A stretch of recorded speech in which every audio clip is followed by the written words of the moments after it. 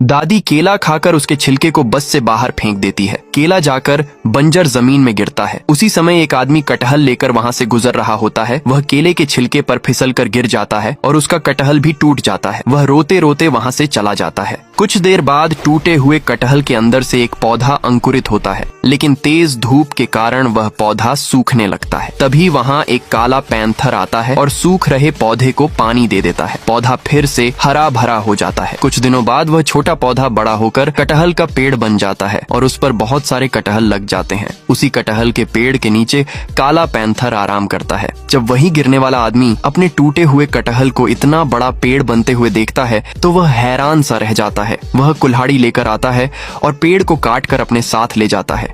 जब काला पैंथर उस पेड़ को कटा हुआ देखता है तो वह बहुत रोता है। फिर लाइक नहीं किया। दादी केला खाकर उसके छिलके को बस से बाहर फेंक देती है। केला जाकर बंजर जमीन में गिरता है। उसी समय एक आदमी कटहल लेकर वहां से गुजर रहा होता है। वह केले के छिलके पर फिसलकर गिर जाता है और उसका कटहल भी टूट जाता है। वह रोते रोते वहां से चला जाता है। कुछ देर बाद टूटे हुए कटहल के अंदर से एक पौधा अंकुरित होता है, लेकिन तेज धूप के कारण वह पौधा सूखने लगता है। तभी वहां एक काला पैंथर आता है और सूख रहे पौधे को पानी दे देता है। पौधा फिर से हरा भरा हो जाता है। कुछ दिनों बाद वह छोटा पौधा बड़ा होकर कटहल का पेड़ बन जाता है और उस पर बहुत सारे कटहल लग जाते हैं। उसी कटहल के पेड़ के नीचे काला पैंथर आराम करता है। जब वही गिरने वाला आदमी अपने टूटे हुए कटहल को इतना बड़ा पेड़ बनते हुए देखता है तो वह हैरान सा रह जाता है। वह कुल्हाड़ी लेकर आता है और पेड़ को काट कर अपने साथ ले जाता है।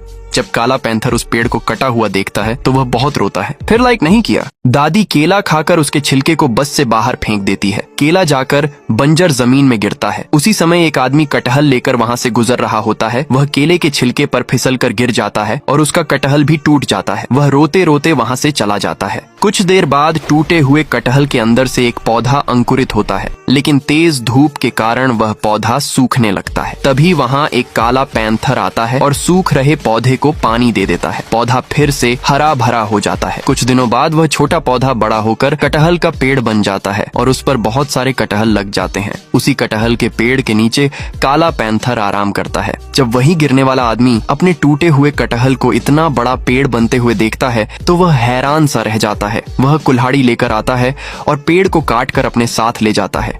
जब काला पैंथर उस पेड़ को कटा हुआ देखता है तो वह बहुत रोता है। फिर लाइक नहीं किया।